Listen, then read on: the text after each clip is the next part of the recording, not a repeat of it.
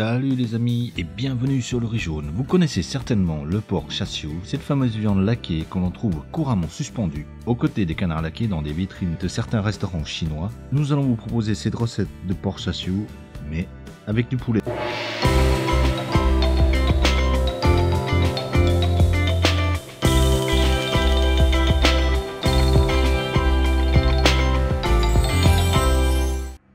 Pour cela, il va nous falloir quelques ingrédients. Ne vous inquiétez pas, pas de panique, ne vous laissez pas impressionner par le nombre important d'ingrédients. Ici, tout va reposer sur la marinade. Alors, il nous faudra du poulet. En ce qui nous concerne, on va utiliser des pilons, de la sauce hoisin, du vin de cuisine Shaoxing, de l'huile de sésame, de la poudre 5 épices, de l'ail en semoule, pour une question de commodité, mais vous pouvez utiliser de l'ail fraîche haché, du gingembre moulu, et là aussi on peut prendre du frais et il faudra le hacher, de la pâte de soja fermentée et pimentée, qui est plutôt vendue dans un pot en verre, et la pâte de soja soit en cubes, de la sauce de soja claire, du miel et du colorant.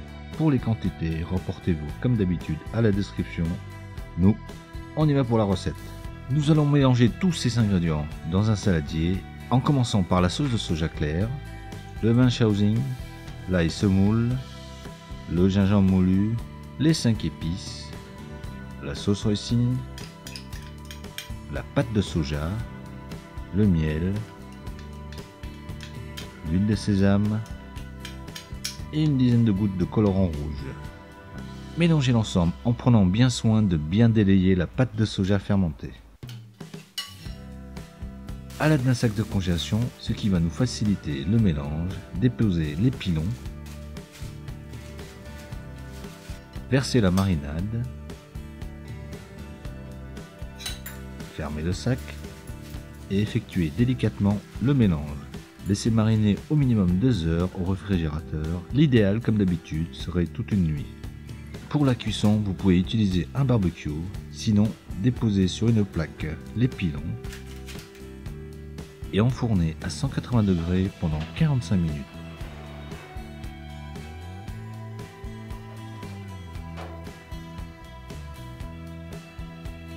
Après 10 minutes de cuisson, badigeonnez avec le reste de marinade.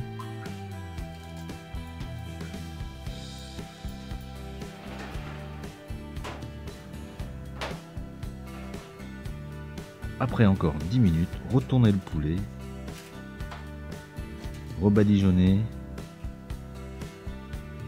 et finir la cuisson.